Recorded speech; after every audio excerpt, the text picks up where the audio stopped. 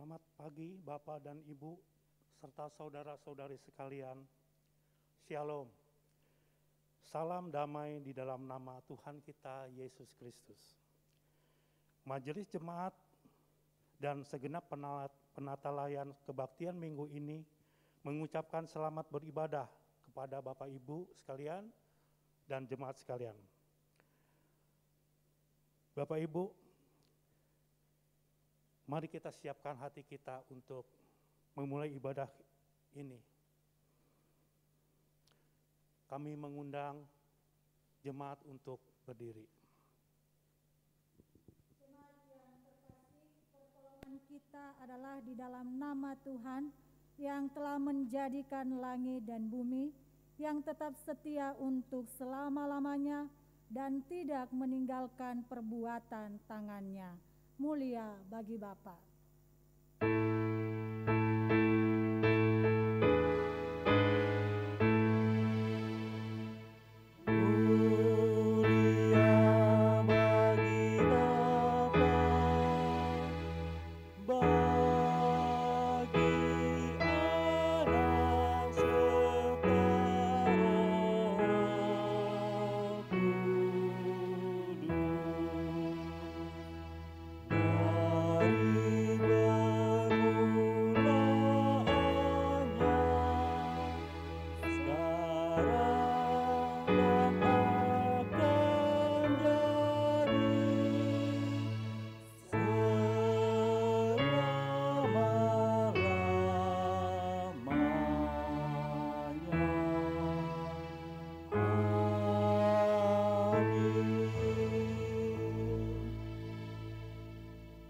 Menyertai saudara. Juga. Dipersilakan duduk.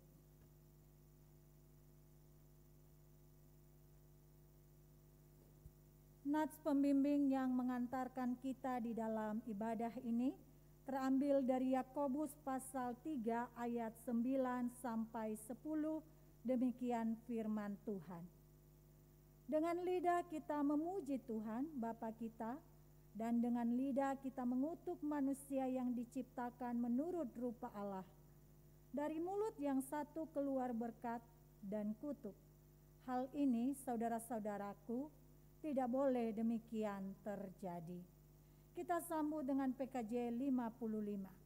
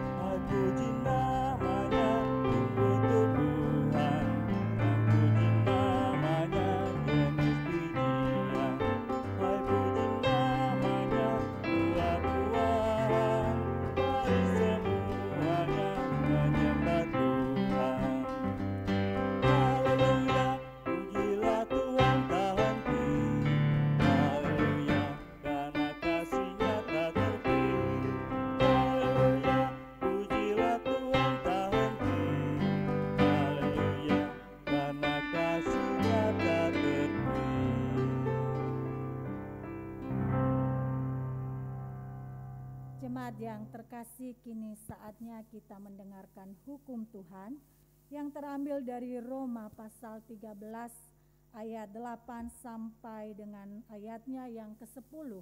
Demikian firman Tuhan. Janganlah kamu berhutang apa-apa kepada siapapun juga, tetapi hendaklah kamu saling mengasihi, sebab barang siapa mengasihi sesamanya manusia, ia sudah memenuhi hukum Taurat. Karena firman jangan berzina, jangan membunuh, jangan mencuri, jangan mengingini, dan firman lain manapun juga sudah tersimpul dalam firman ini, yaitu kasihilah sesamamu manusia seperti dirimu sendiri. Kasih tidak berbuat jahat terhadap sesama manusia. Karena itu kasih adalah kegenapan hukum Taurat. Demikian hukum Tuhan bagi kita. Mari Bapak Ibu kita masuk di dalam pengakuan dosa.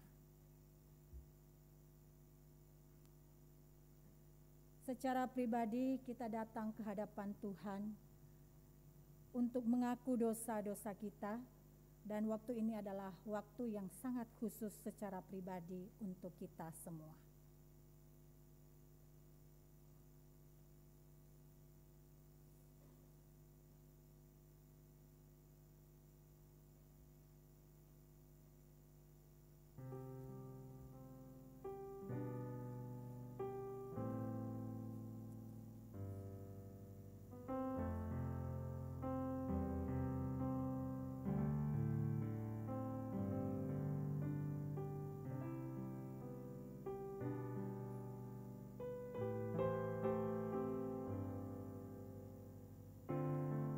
Bapa yang Maha Kasih,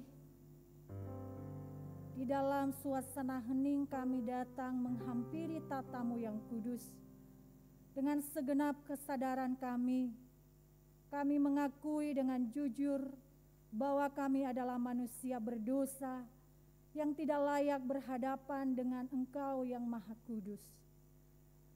Bapa, kami menyadari juga bahwa kasih-Mu selalu memberikan kesempatan bagi kami untuk terus berada di dalam jalan-Mu dan terus mengalami kepenuhan kasih karunia-Mu. Dan karena itu kami datang dengan sungguh mengakui bahwa kami adalah orang berdosa dalam relasi kami dengan Tuhan dan dalam relasi kami dengan sesama. Banyak hal telah mengecewakan Engkau. Biarlah pengakuan jujur kami di hadapan Tuhan berkenan dengan kehendak-Mu. Di dalam nama Yesus Kristus kami memohon dengan sungguh. Amin. Saya undang jemaat untuk bangkit berdiri. Kita mendengarkan berita anugerah yang terambil dari Nehemia pasal 9 ayat 17. Demikian firman Tuhan. Mereka menolak untuk patuh dan tidak mengingat perbuatan-perbuatan yang ajaib yang telah Kau buat di antara mereka. Mereka bersitegang leher, malah keras kepala untuk kembali ke perbudakan di Mesir. Tetapi Engkaulah Allah yang sudi mengampuni, yang pengasih, penyayang, yang panjang sabar, dan berlimpah kasih setianya. Engkau tidak meninggalkan mereka. Jemaat yang terkasih, berdasarkan firman Tuhan ini, maka sebagai hamba Yesus Kristus, saya memberitakan bahwa pengampunan dosa telah berlaku bagi kita di dalam nama Bapa, Anak, dan Roh Kudus. Marilah kita saling memberikan salam damai dengan mengatupkan tangan di dada sebagai rasa ucapan syukur kita.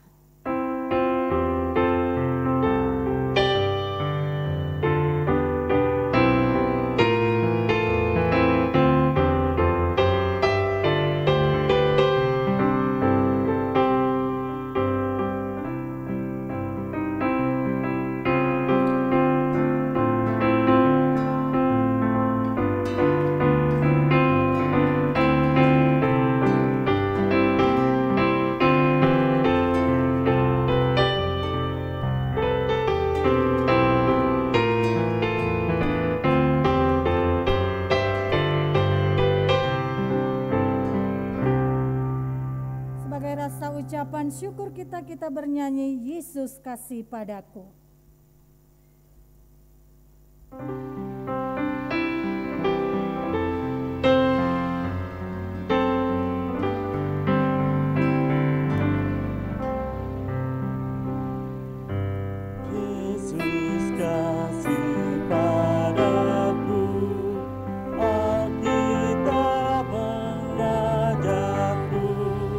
Meskipun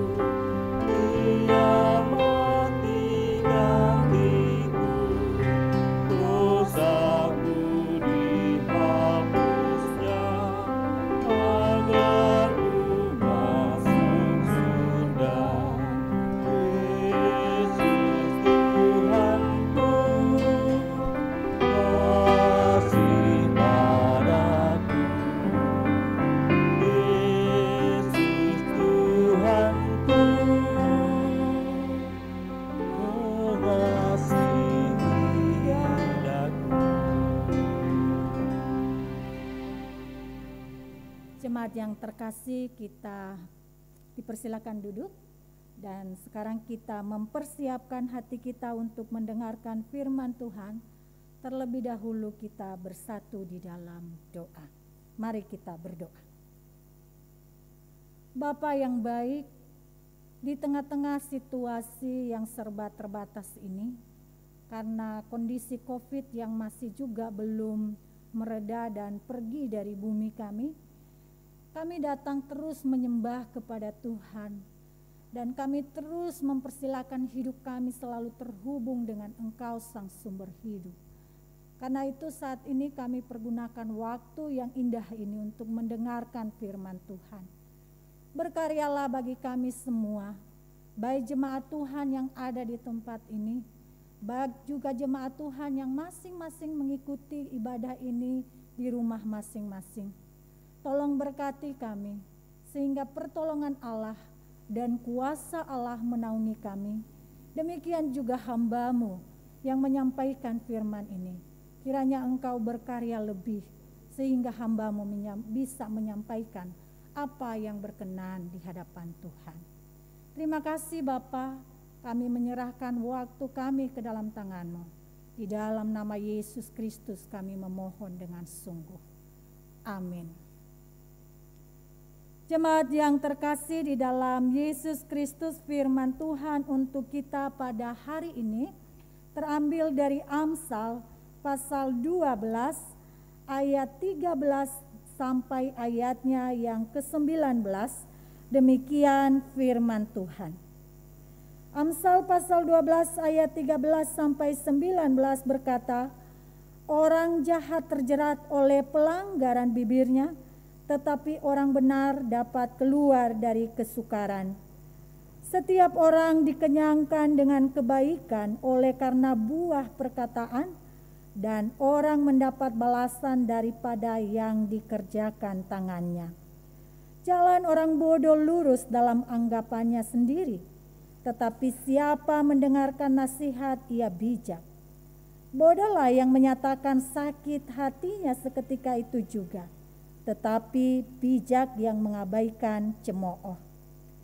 Siapa yang mengatakan kebenaran, menyatakan apa yang adil, tetapi saksi dusta menyatakan tipu daya.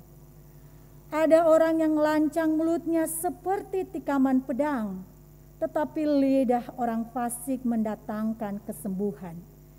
Bibir yang mengatakan kebenaran tetap untuk selama-lamanya, tetapi lidah dusta hanya untuk sekejap mata.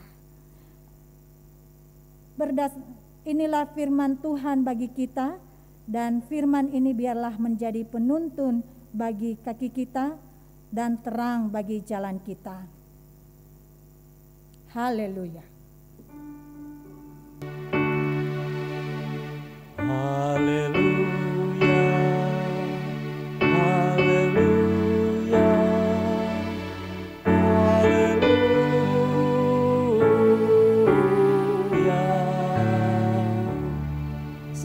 Bapak Ibu semua yang ada di tempat ini, dan shalom juga buat Bapak Ibu yang ada di rumah masing-masing. Kita bersyukur kita masih bisa beribadah walaupun situasi kurang bersahabat buat kita, tapi kasih karunia Tuhan terus melawat kita, bahkan memberikan kesempatan untuk beribadah. Itu adalah sebuah anugerah yang tak terkira. Saya sering merenungkan bahwa setiap pagi ketika pagi menyapa kita, sebenarnya ada dua kemungkinan bagi kita, meninggal atau hidup. Dan dua kemungkinan itu memiliki potensi yang sama, 50%, 50%. Tapi kemungkinan untuk kita hidup diperkuat oleh kasih Allah, hingga sampai sekarang ini kita masih bisa menikmati pertolongannya dan bisa menikmati ibadah pada hari ini.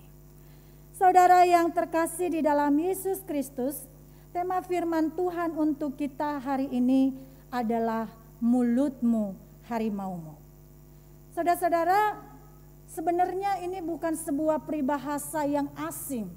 Dari sekolah dasar kita sudah diajarkan apa arti peribahasa mulutmu harimaumu. Terkadang mulut yang menjadi penolong bagi kita untuk mengunyah makanan ini sering menjadi musuh tersendiri bagi kita dan sering menjadi musuh bagi orang lain. Saudara yang terkasih, mulut ini juga sering tidak berbadan. Banyak bicara, banyak mulut, tapi sering kuasanya udah terlempar jauh, tapi tidak memiliki badan. Siapa yang empunya itu? Siapa yang memulai? Kuasanya sudah terlalu menyebar, menyakiti, mungkin juga membangun. Karena dua kemungkinan itu yang terjadi. Tetapi ada kalanya tidak bisa kelihatan, tidak kelihatan siapa pemiliknya, siapa yang melontarkan awal dari pembicaraan itu. Nah, saudara-saudara yang terkasih di dalam Yesus Kristus, hari ini kita berbicara tentang hikmat. Dan kaitannya dengan pembicaraan atau mulut, dia mengatakan di dalam bagian yang kita baca, firman Tuhan yang berbicara tadi, sebagaimana kita baca, hikmat itu salah satu bagiannya adalah berbicara. Dan yang kedua adalah menahan bicara, dan dengan menahan bicara kita mempergunakan waktu itu untuk mendengar. Jadi hikmat itu memiliki dua bagian di dalam bagian yang kita baca, di dalam teks yang kita bacakan dari Amsal tadi. Yang pertama, hikmat adalah kemampuan untuk menyampaikan sesuatu yang perlu disampaikan, untuk membicarakan sesuatu yang layak dibicarakan. Dan yang kedua, hikmat merupakan kemampuan untuk menahan diri membicarakan sesuatu dan mempergunakan waktu itu untuk mendengar. Nah, saudara-saudara yang terkasih dalam Yesus Kristus, apakah menahan bicara itu gampang? Dalam kenyataannya susah, saudara-saudara. Menurut penelitian, setiap orang manusia memiliki kemampuan bicara. Sebagai seorang wanita atau perempuan, diperkirakan oleh penelitian bahwa dia mampu mengeluarkan kata sebanyak 20.000 kata per hari. Begitu seorang wanita. Banyak bukan? Lalu seorang laki-laki, dia mampu mengeluarkan kata sebanyak 7.000 kata per hari. Jadi agak jomblang ya Bapak Ibu ya, antara laki-laki dan perempuan.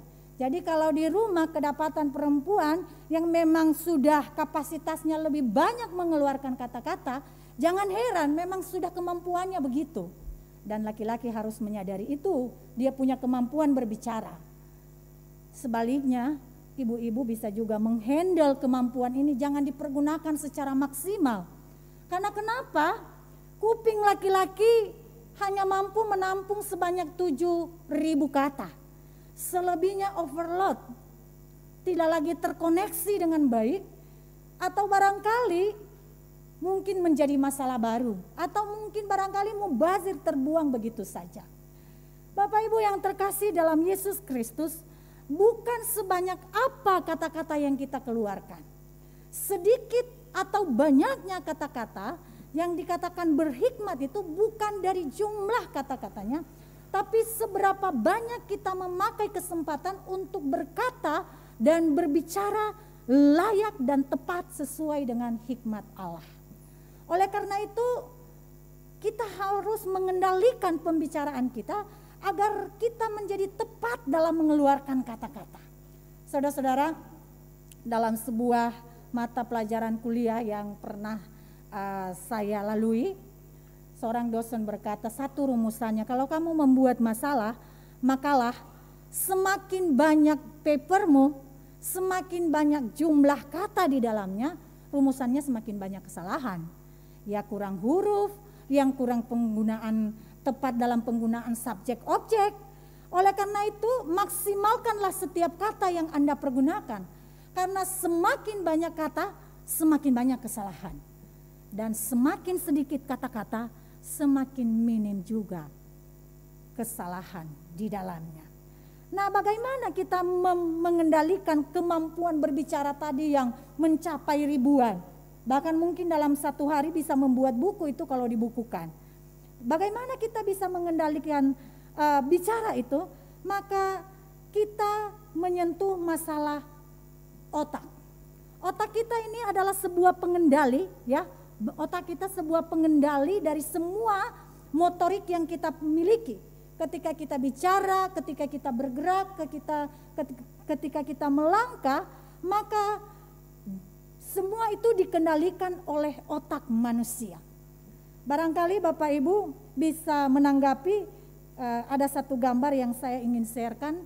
Apakah bisa di-sharekan melalui media sekarang? Mudah-mudahan bisa di-sharekan di sini Bapak Ibu. Oke, bisa di-sharekan. Kita tunggu sebentar lagi.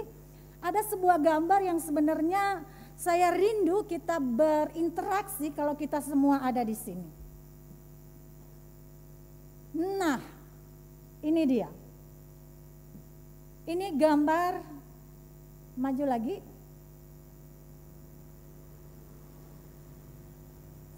Slide yang kelima.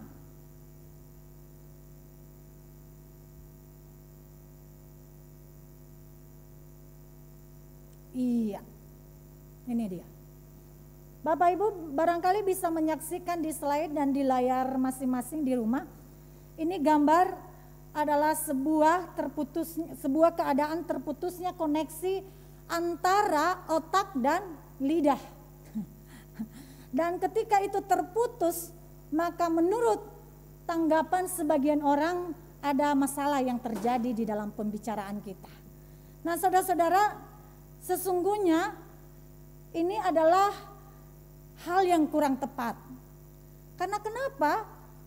Semua masalah termasuk emosi kita pun ada di dalam otak, pengendalinya ada di dalam otak.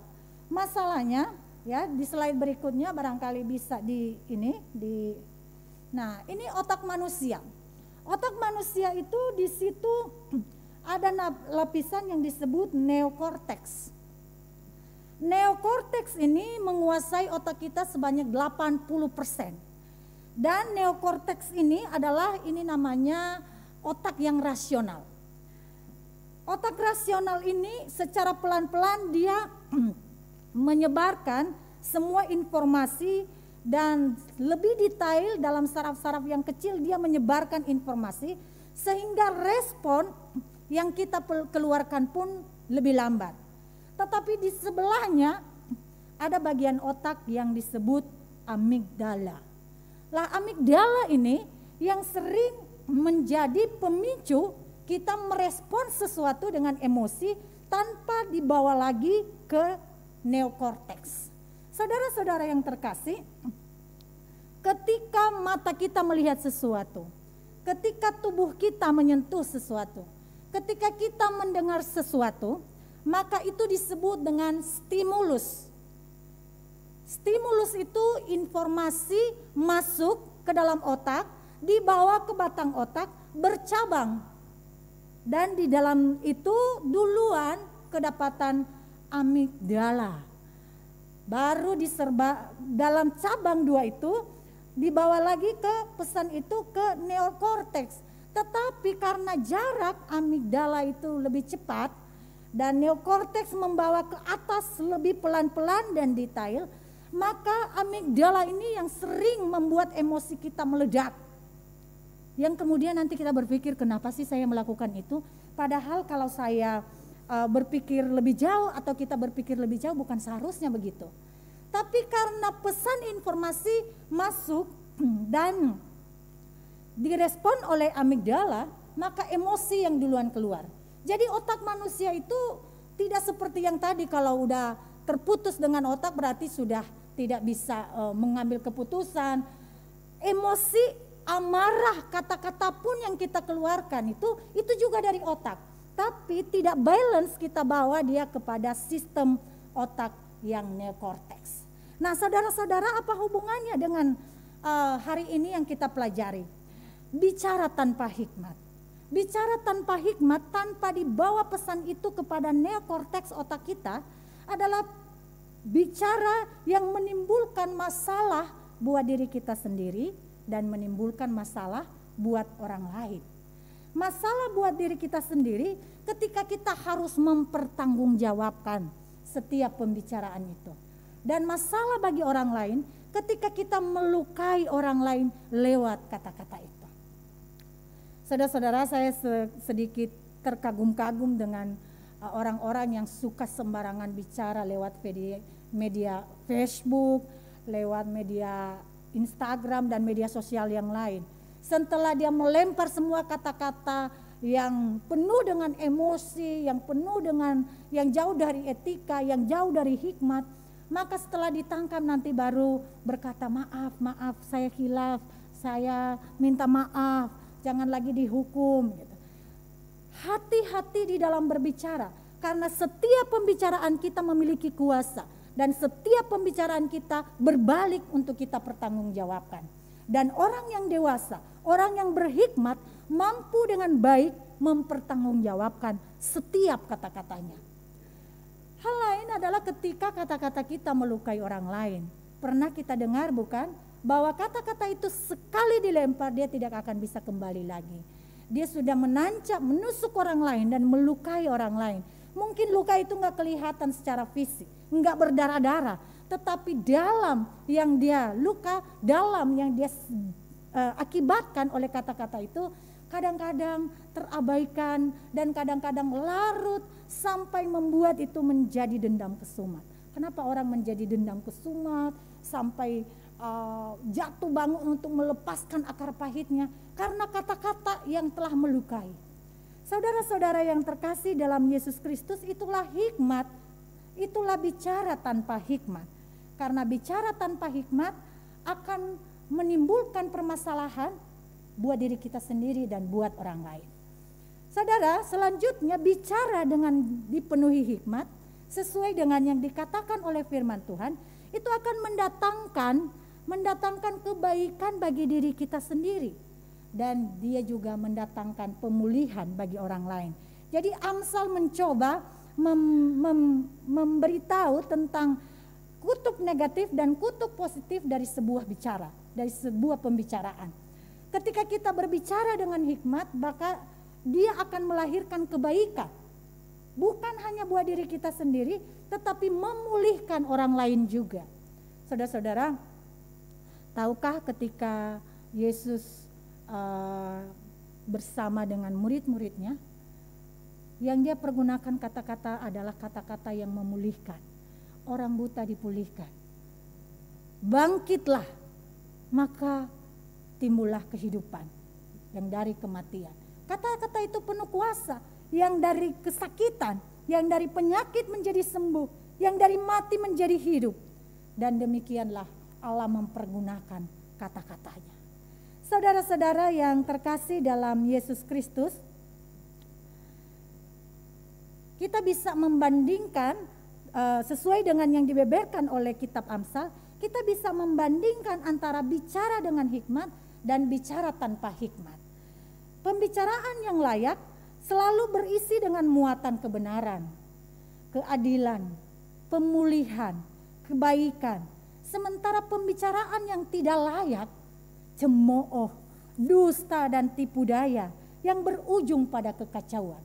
Kalau sebelah kiri yang pink itu, ya, pembicaraan yang layak yang penuh hikmat itu, dia mendatangkan kebaikan, kebenaran, keadilan, pemulihan, dan ini menjadi standar ukuran bagi kita setiap kali kita mengeluarkan pembicaraan. Setiap kali kita berucap, kita koreksi dulu dengan baik-baik. Benarkah itu? Mengandung unsur keadilankah itu? Memulihkankah buat orang lain? Mengandung kebaikankah di dalamnya? Atau justru sebaliknya hanya mencemooh orang lain sehingga orang lain mendapat dirinya sebagai seorang yang tidak layak di hadapan orang lain, merasa rendah diri? Adakah unsur tipu di dalamnya? Adakah yang berujung pada kekacauan ketika pembicaraan itu dilontarkan? Saudara-saudara yang terkasih, kita belajar dari Allah. Ketika Allah bersabda dimulai dari penciptaan, maka dunia yang kacau balau, ya, tohu wabohu, dunia yang kacau balau menjadi tertata dan rapi. Dunia yang penuh dengan kegelapan, Allah bersabda, maka itu semua berubah menjadi dunia yang terang, di mana ada tanda-tanda kehidupan. Dunia yang tadinya tidak ada kehidupan di dalamnya, kini karena Allah bersabda, maka muncullah kehidupan. Artinya dari sejak penciptaan Allah pun sudah menunjukkan kuasa dari kata-katanya, yaitu kuasa yang memulihkan, kuasa yang membangun, kuasa yang membuat kehidupan, dan kuasa membuat kekacauan menjadi tertata rapi. Di dalam Perjanjian Baru, kita kutip salah satu aja narasi yang diceritakan di dalam Perjanjian Baru. Ketika Yesus membangkitkan Lazarus, maka dia berkata, "Hai Lazarus, bangkitlah." Kata-kata Yesus penuh dengan kuasa. Maka apa yang terjadi? Kematian berubah menjadi kehidupan. Bukan justru kehidupan ditiadakan di bumi ini. Dan kuasa kita memiliki, kata-kata kita memiliki kuasa yang begitu dahsyat. Oleh karena itu saudara-saudara yang terkasih dalam Yesus Kristus, kita untuk mulai belajar untuk mempergunakan kata-kata dengan baik. Dia berkuasa untuk merubah dan membengkokkan kehidupan, jalan kehidupan orang lain yang ada di sekeliling kita. Nggak jauh-jauh keluarga kita, anak kita, istri kita, suami kita. Seperti apa kita memperlakukan anak di rumah? Apakah dipenuhi dengan kata-kata yang membuat dia mampu melihat bahwa dia bisa menghadapi dunia ini? Atau kita memenuhi dirinya, memenuhi hidupnya dengan kata-kata yang mencemooh, yang menjatuhkan dia sampai dia melihat gambar dirinya, saya tidak mampu dan saya tidak bisa apa-apa untuk menghadapi kenyataan ini. Hal yang kedua Bapak Ibu yang menjadi bagian dari hikmat hari ini adalah mendengar. Seperti halnya berbicara, mendengar pun juga sulit Bapak Ibu. Bahkan mungkin lebih sulit daripada berbicara. Karena kadang-kadang kita semau saya aja lah gitu ya. Kalau berbicara, mendengar kadang-kadang juga ada yang nyampe, kita serap aja. Maka ada kaidah-kaidahnya di sini. Yang layak untuk didengarkan dan tidak layak untuk didengarkan. Tidak mendengarkan hal-hal yang berupa cemoohan, apalagi itu menanggapinya. Tidak mendengarkan hal-hal yang membawa kita dalam keterpurukan, apalagi kita memberikan tempat bagi kuasa kata-kata itu.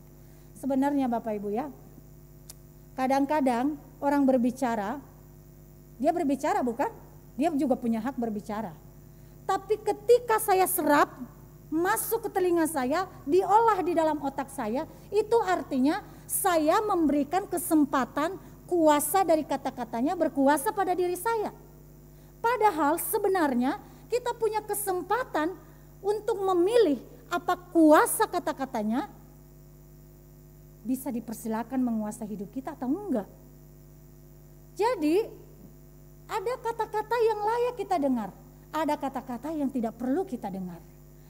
Kata-kata yang membawa kita pada kehancuran, kata-kata yang membawa kita pada sakit dan dendam, kita abaikan, kita lepas dan kita biarkan dia tidak berkuasa di dalam hidup kita. Tetapi saudara-saudara, kita harus layak untuk mendengarkan. Apa yang layak untuk didengarkan? Harus mendengarkan ajaran yang menuntun pada kebenaran, meski pesannya itu tidak mengenakan memang. Kadang-kadang ajaran yang membawa kepada kebenaran, aduh kuping saya gak enak nih gitu ya. Lalu kita masa bodoh dengan pesan-pesannya, padahal itu tuntunan buat kita. Maka setiap kita mendengar, kita perhatikan dengan baik-baik apa yang menjadi sisi positifnya, apa yang menjadi sisi negatifnya. Kita pilah dengan baik-baik dan kita persilakan dia. Kalau dia positif, kita persilakan dia menguasai hidup kita. Sehingga kita dituntun olehnya ke depan. Dan kalau dia negatif, kita persilakan keluar dia dari hidup kita. Saudara, dalam konteks sekarang tentunya bukan hanya mulut dan telinga yang kita jaga, ya. Dalam konteks sekarang juga mata kita lihat lalu kita meresponi, ya, otak amigdala tadi berespon lebih awal. Kalau kita lihat udah langsung kita responi, belum tentu benar. Kalau di media sosial ada banyak potongan-potongan video yang ditayangkan penuh dengan skenario, lalu hal-hal itu kita tanggapi dengan benar. Belum tentu itu yang terjadi, maka kita perlu menyelidiki. Kita juga perlu menjaga mulut dan bukan mulut, jari kita. Ketika kita memegang media sosial, ketika kita memegang handphone, ketika kita memegang HP, di sana kita bisa menuangkan semua isi pikiran kita. Dan isi pikiran kita apakah itu bersumber dari neokorteks tadi atau bersumber dari amigdala yang cepat-cepat mengeluarkan tanpa berpikir panjang, tanpa melibatkan rasionalitas di dalamnya. Nah, ini penting bagi kita sebagai anak-anak Tuhan.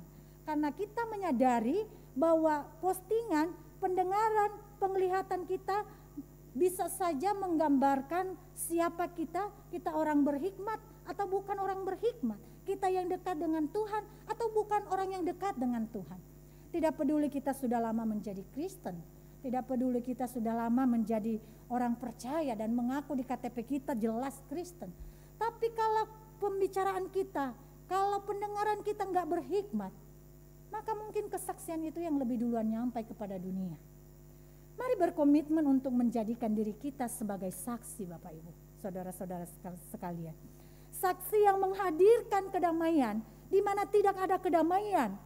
Saksi di mana kita menghadirkan kebenaran di mana tidak ada kebenaran. Itulah yang dikehendaki Tuhan bagi kita sebenarnya sebagai anak Tuhan. Dan itulah hikmat Allah.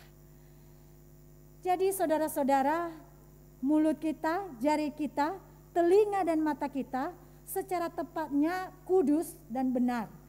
Dan Allah memberikan itu kepada kita bukan untuk membawa kita di dalam masalah, bukan untuk melukai orang lain dan membawa orang lain dalam masalah, tetapi Dia itu memberikan kepada kita, Allah memberikan kepada kita agar menolong kita hidup dalam kedamaian Allah. Biarlah firman Allah ini menguasai kita, sehingga selepas dari tempat ini, selesai ibadah ini dari rumah, kita menyaksikan, kita bisa mengaplikasikan, kita bisa membiarkan hidup kita selalu terhubung dengan hikmat Allah. Dan karena itu kita selalu menjaga bicara dan pendengaran. Tuhan memberkati. Mari kita masuk dalam saat teduh.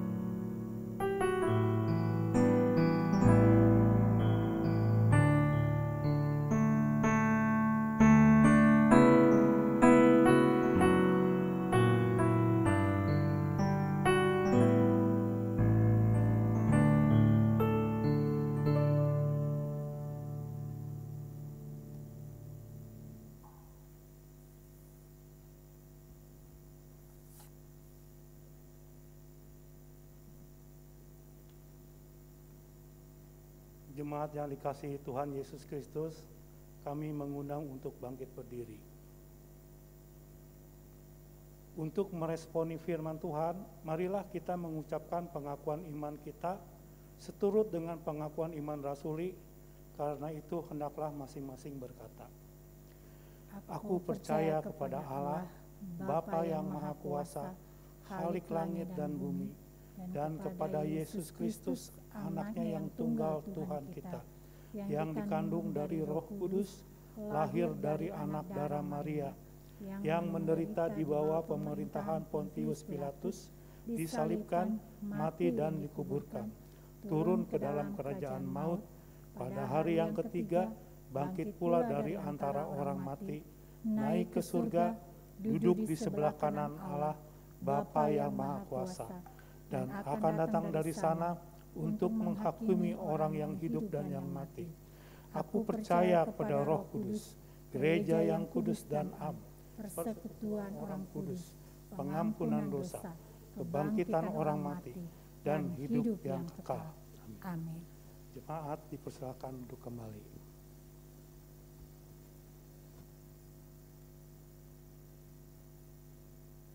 Ya, Bapak Ibu, kita akan masuk di dalam doa syafaat. Dari rumah masing-masing kita satukan hati.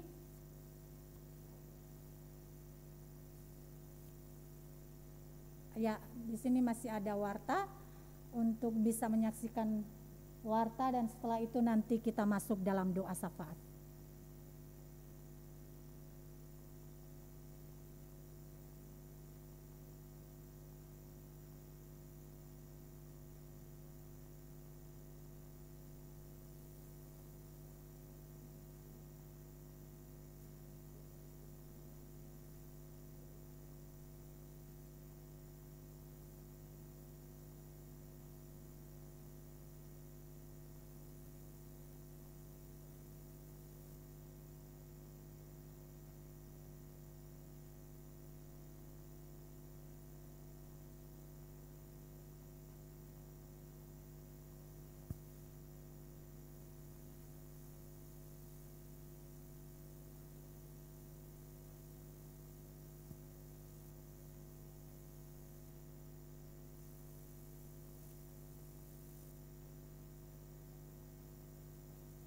Ya, mari kita bersatu di dalam doa.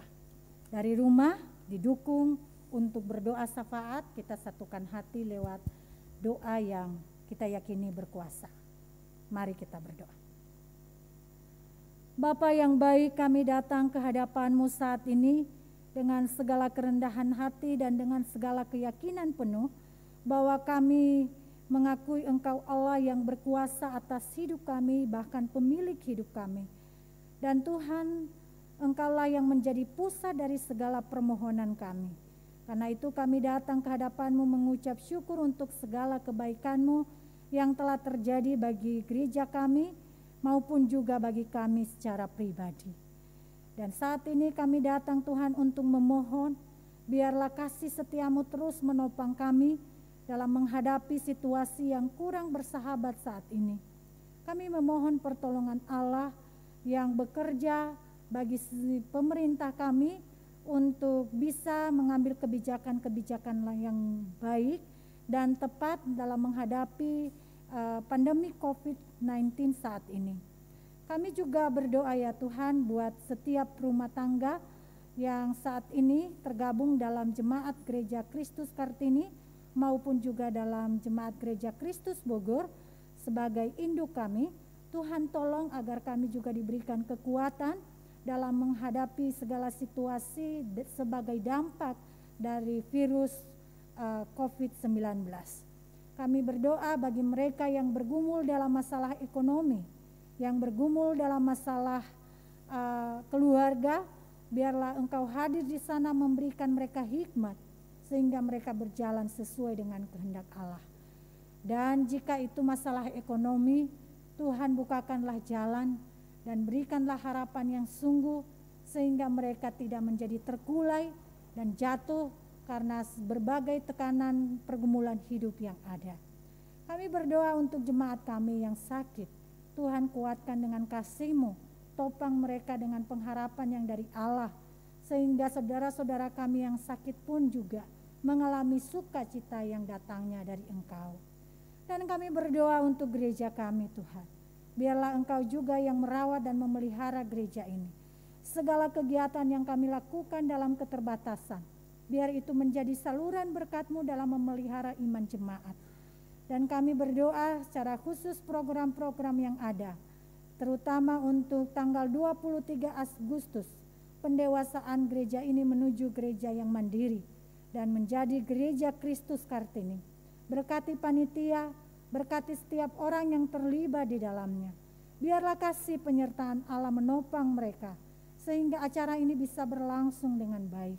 Dan kami bisa mematuhi protokol kesehatan sebagaimana yang ditetapkan dan dihimbau oleh pemerintah. Bapa, banyak hal yang menjadi doa kami. Secara pribadi, setiap jemaat Tuhan tentu telah membawa di hadapan-Mu. Dan biarlah Engkau berkenan mendengarkan setiap pergumulan mereka. Ada saatnya mereka mengutarakan semua pergumulan itu lewat tetesan air mata. Tuhan berkenanlah mendengarkan. Di dalam nama Yesus Kristus kami memohon setiap doa yang telah kami ucapkan. Amin.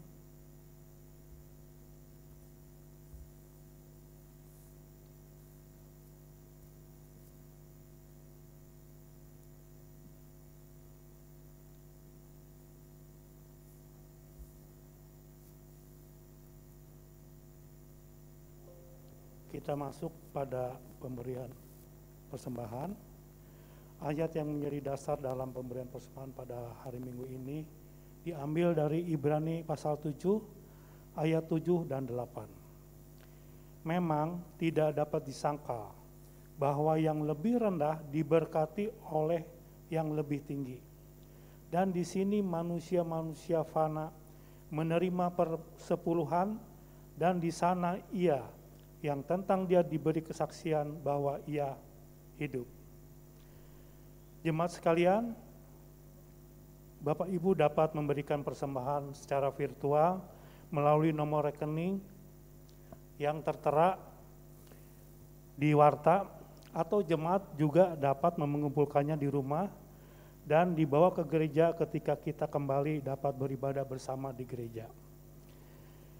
Dan lagu yang akan mengiringi persembahan diambil dari PKJ nomor 14.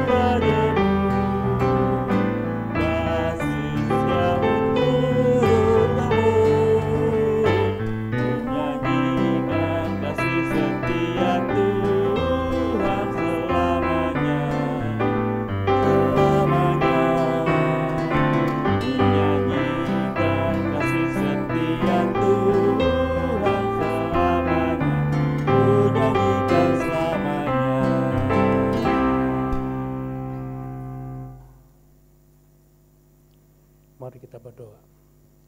Bapa, kami mengucap syukur untuk segala kebaikan-Mu. Bapa, pada saat ini kami berdoa untuk persembahan yang Tuhan berikan kepada kami ya Tuhan, dari jemaat-Mu untuk gereja ini, untuk pekerjaan gereja ini ya Tuhan. Biarlah apa yang dipersembahkan ini ya Tuhan boleh digunakan dengan sebaik-baiknya. Dan biarlah ya Tuhan, Tuhan juga akan memberkati setiap tangan-tangan yang telah memberikannya. Biarlah semuanya ini ya Tuhan bagi pekerjaan-Mu dan nama-Mu dipermuliakan. Tuhan, terima kasih. Dalam nama Yesus kami sudah berdoa. Amin. Masih tetap berdiri Bapak Ibu, kita mengakhiri ibadah kita. Mari kita pergi dengan sukacita dan damai sejahtera.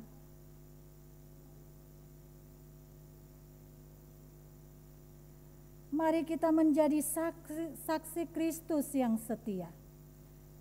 Kudaki jalan mulia.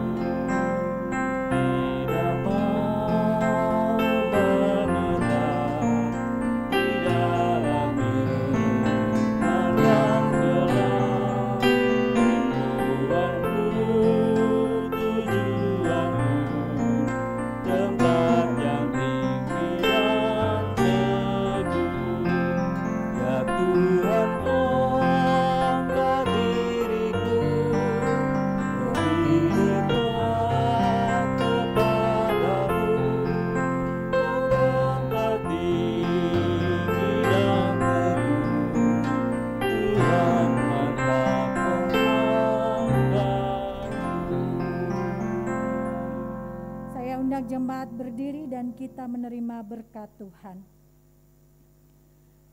Kasih karunia Tuhan Yesus Kristus dan kasih Allah Bapa serta persekutuan Roh Kudus menyertai kamu sekalian dari sekarang sampai selama-lamanya. Kepada Allah berpuji.